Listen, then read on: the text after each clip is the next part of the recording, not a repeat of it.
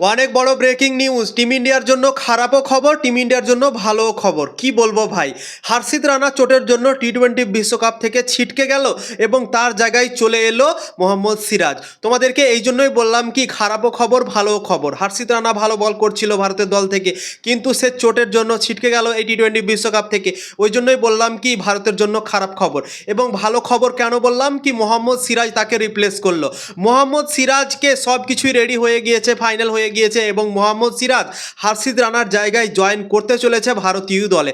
আজকে জয়েন করেনি, কালকে ইউএসের সাথে ম্যাচ আছে ভারতীয় দলের এবং সেখানে তোমরা দেখতে পেয়ে যাবে ড্রেসিং রুমে টিম ইন্ডিয়ার জয়েন হয়ে গিয়েছে এবং কালকের ম্যাচের ড্রেসিং রুমে তোমরা দেখতে পাবে মোহাম্মদ সিরাজকে হার্ষিত রানার জায়গাতে।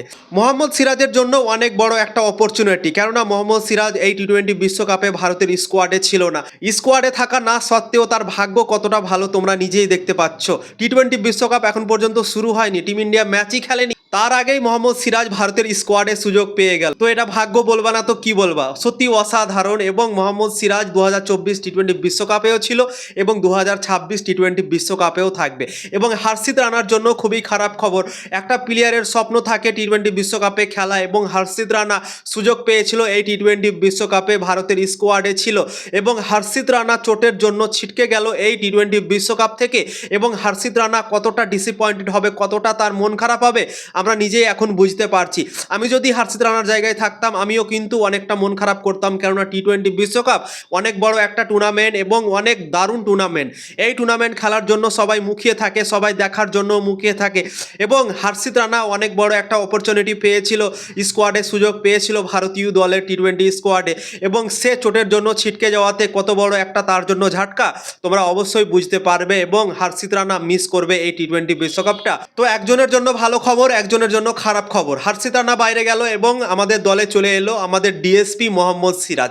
তো মোহাম্মদ সিরাজের জন্য আমরা অনেকটা খুশি আছি, কেননা মোহাম্মদ সিরাজ ডিজার্ভ করে ভারতের দলের জায়গা এবং ভারতের দলের কম্পিটিশন অনেকটা আছে এখন, তাই জন্যই মোহাম্মদ সিরাজ সুযোগ পাচ্ছিল না। তোমরা তো দেখছিলে মোহাম্মদ সিরাজ কত সুন্দর বল করে, আইপিএলেও ভালো বল করে, ভারতের দল থেকেও সব দিনই ভালো বল করে, তা সত্ত্বেও তার রেগুলার জায়গা হচ্ছিল না টিম ইন্ডিয়ার দলে। হার্ষিত রানা সুযোগ পেয়ে গিয়েছিল তার আগে।